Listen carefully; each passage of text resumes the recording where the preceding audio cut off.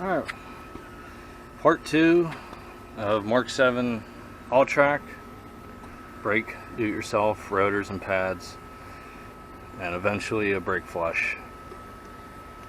Starting on the back, similar tools. You're going to need your Torx 30, the 13 for the carrier pin, slaughter, bolt, nut things, and then the real thin wrench to get in between there.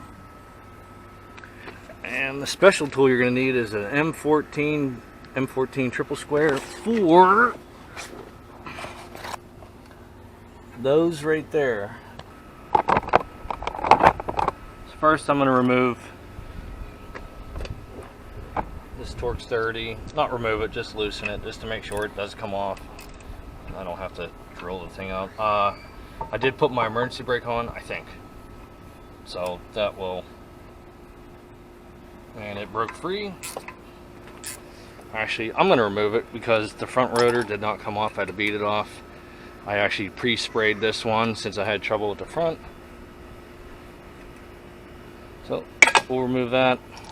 I forgot I have 3/8 breaker bar, and worst case I put an adapter on for a 1/2 inch. I don't know, it's probably like a 24-inch breaker bar. So we'll try the 3/8. I think it's like a 16-inch breaker bar. Once again, like, I'm underneath the quick jack and I have room to swing this breaker bar. So we'll see if that works. And it looks like that's going to work.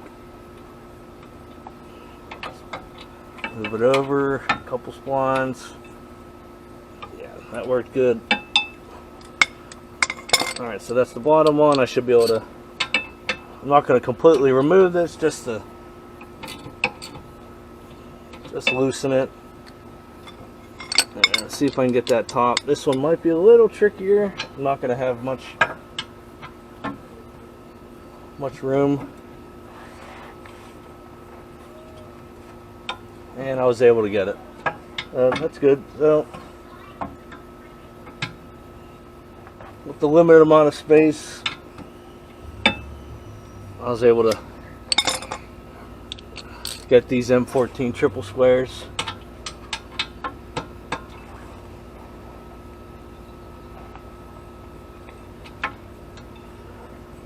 This one's still a little too tight. I'm just hurting my hand doing it, that's all.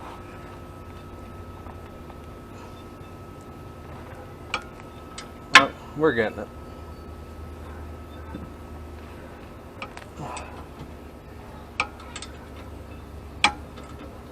Again, I'm not completely removing them, I'm just loosening them up. I can hand loosen that one. Alright, now we'll go to the front and take the caliper slaughter pin bolt off. Alright, I'm doing my best to angle this camera in here on a tripod. And we're going to remove these 13 millimeters. Ooh, I'm going to have to use a wrench because I have a 17 with a manual parking brake. And my parking brake is in the way, and it looks like this knuckle down here is in the way. So I'm going to have to use an open end wrench. And I also did undo my e-brake just now, just so that's not in the way.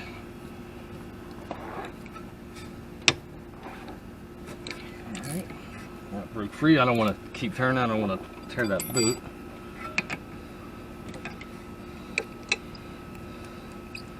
And we'll use the modified,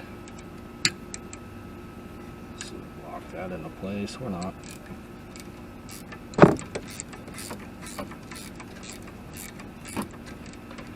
Keep that one in there. Let's break this bottom one loose.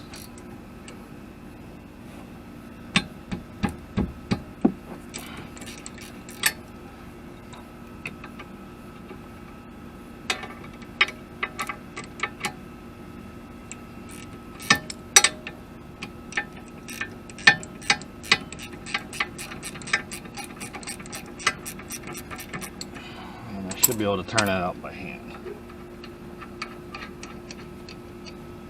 Again, I'm going to reuse these. I don't like those ones that were supplied.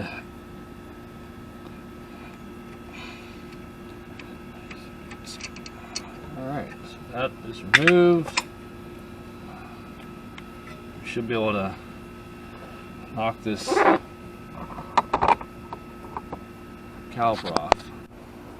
Alright, see if I can wiggle this off. I don't think I have to remove anything with the e-brake. Probably help. I'm gonna see if I can get away with it first.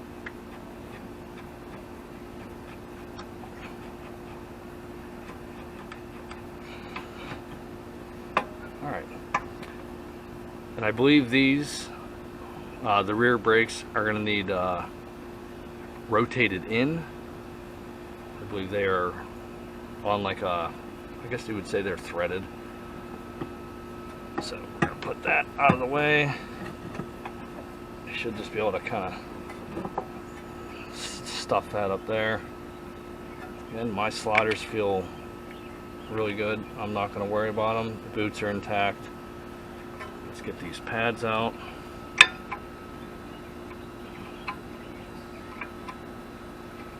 I guess I could have took the carrier off with them. But my rear pads aren't terrible, but I got this really bad wear mark where my pad isn't contacting the whole surface. It's kind of just riding on this, maybe like 1.5 inches, and this outside edge isn't really doing nothing, and it kind of shows on my pads. I have like 1.5 inches, maybe 1.25 inches, like contact surface.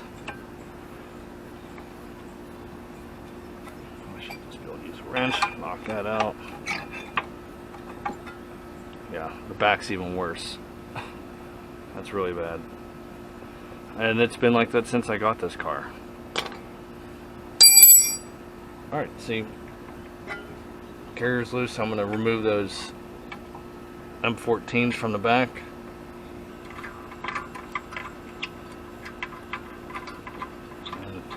Once again, my rotor feels like it's not going to come off at all. So, but this is the point where you want to be careful if you remove this. There's the carrier. It's in good shape. Come on, the slider surfaces are going to need cleaned up again. And it's on there. It's going to need pounded off.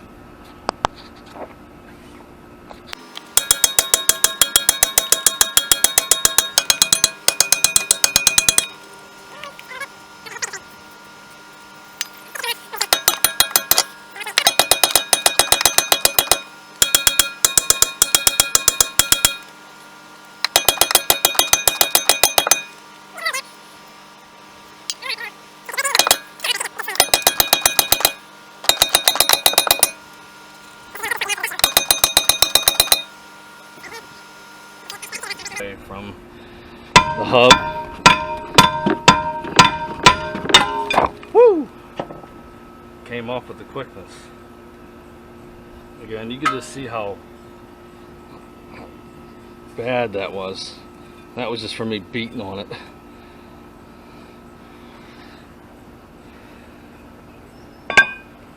Again, gonna clean this up, throw the new rotor on.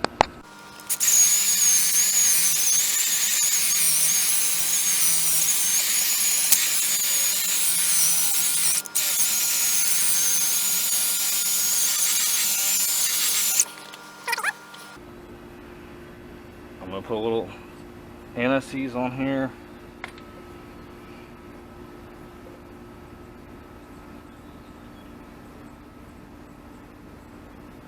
Not a lot, just a little bit.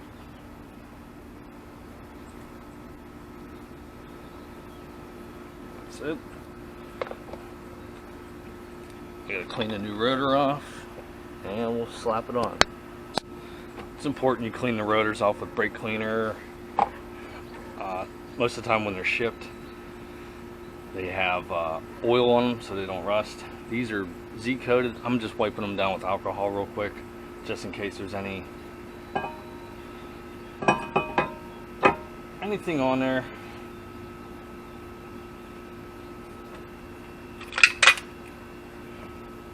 Take our Torx.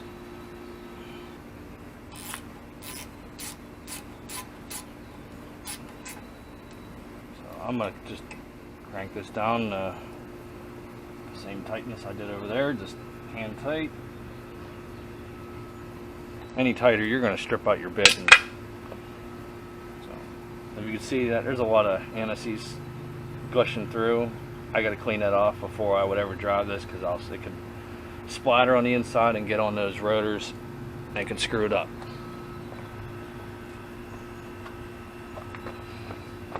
So any of this needs cleaned off.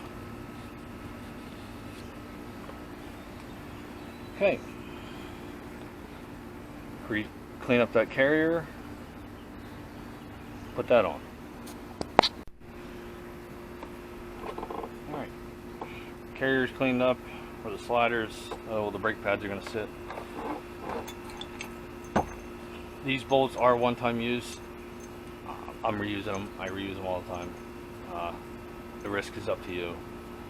They are 90 newton meters, or I think it's, I just googled it, 66 point something foot-pounds, plus a 90 degree or a quarter turn.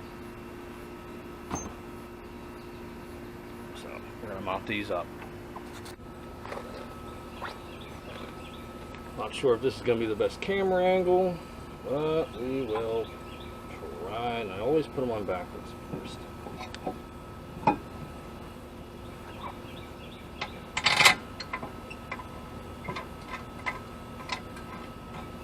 On it first try.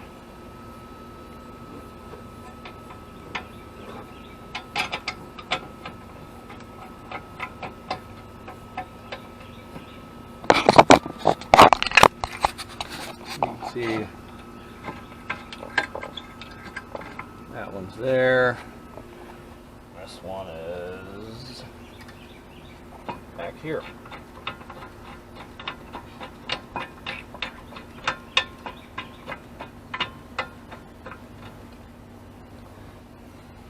Again, those get tightened down to 90 newton meters or 66 point something foot-pounds, plus a 90 degree turn.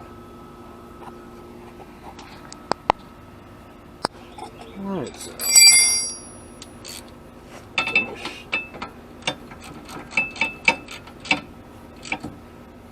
Tighten that one.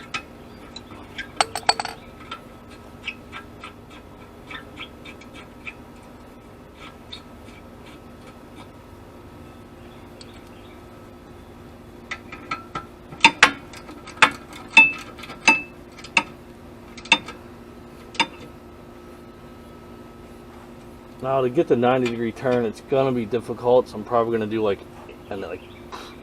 a 45 and another 45. If I go from here to there, and then back it again here to there, I should be able to get 45. This one's gonna be like an 1/8 inch turn at a time, so it's gonna be a little difficult. I could take a Sharpie or a paint marker and mark the bolts, but since I'm reusing these, you know, they might not handle the 90 degree turn. They could possibly stretch and fail, or just not be torqued to the correct spec, since they've already been torqued. They're torqued to yield. I'm going to grab my torque wrench and get them to 66 foot-pounds.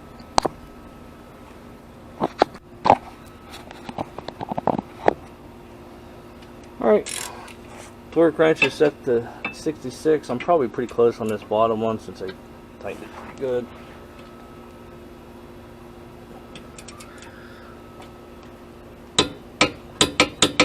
There's 66 for that one. Let's get this top.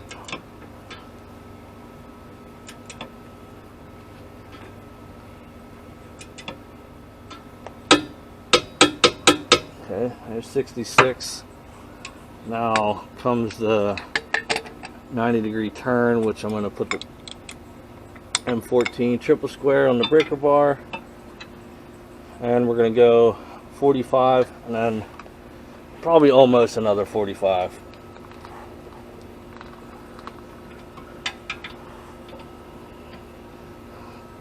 If I don't get the 45, I'm not going to be worried about it because, again, I'm reusing these. That feels pretty good. Again, I'm only probably going to do this 4 times, so 3 more. I'm just not getting a good.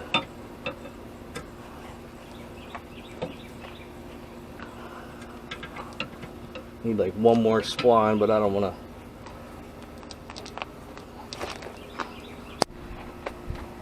Okay, I'm going to put a little bit of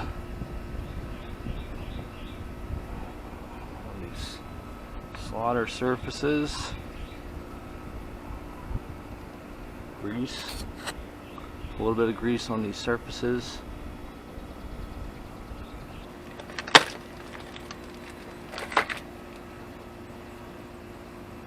Again, you should definitely be cleaning your hands. So I'm going to put a little bit of this here, and I just realized I got a nice gash. I must have bumped it somewhere. Put a little bit there. I'm going to have to get in front of the camera.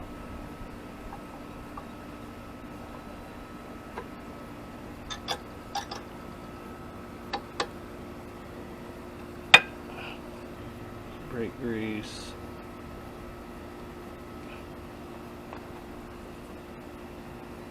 Like that.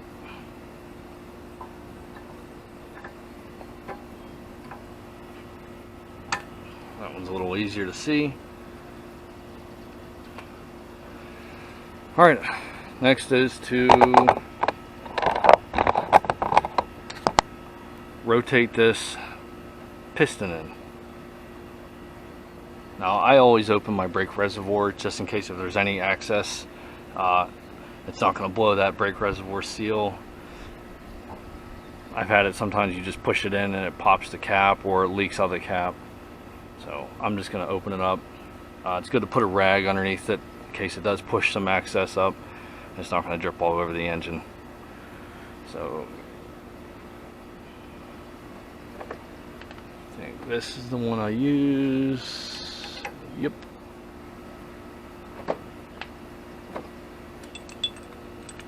Put this tool together.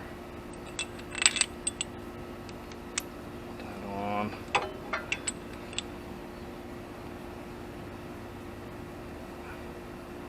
And I'm pretty sure it turns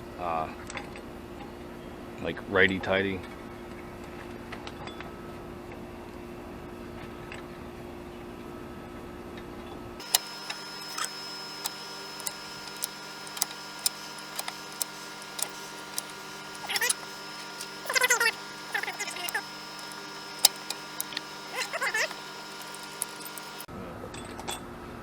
Boot's got a little bit of air behind it. Should be okay.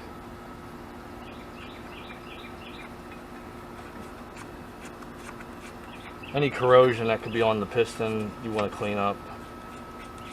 I'm actually going to put a little bit of brake grease on there.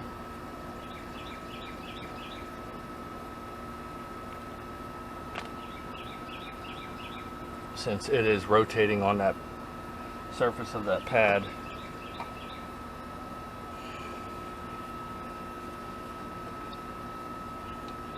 Put a little bit of grease on the inside here, a little bit here, and caliper is ready to go on.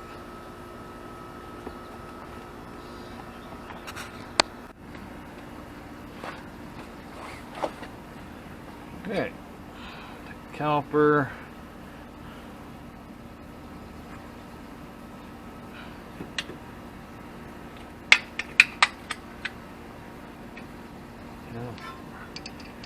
Taking these, the slaughter bolts, caliper, slaughter bolts, or whatever you want to call them.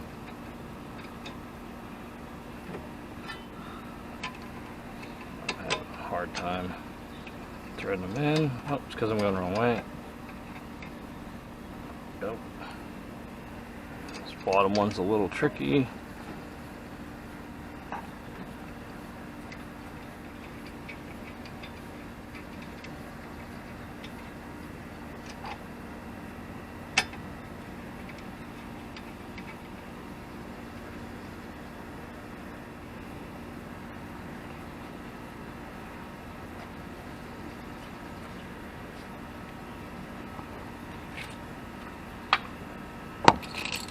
My 13mm ratchet.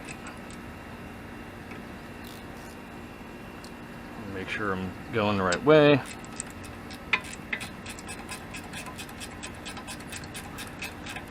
You should be able to get it tight enough to where it starts pulling those caliper pin in place. And then you're going to need to hold them.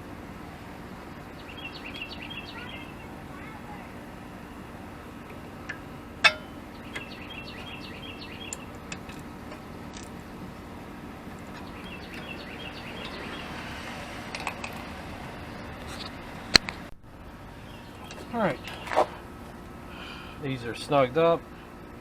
Now these get tightened to 35 newton meters or 25.8 foot-pounds.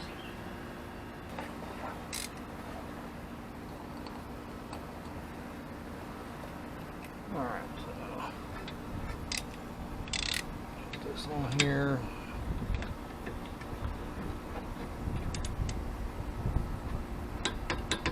There's 25. And this bottom one I'm not going to be able to get to. So I'm just going to use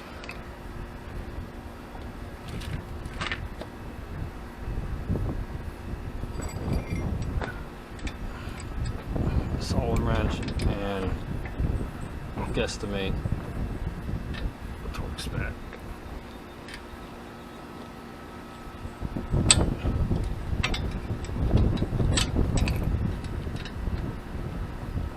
Yeah, that feels good. Alright, that's the complete do-it-yourself for doing brakes. Well, this is the rear brakes on the Mark 7 Alltrack, to be specific. It's not a very hard job as long as you have the tools.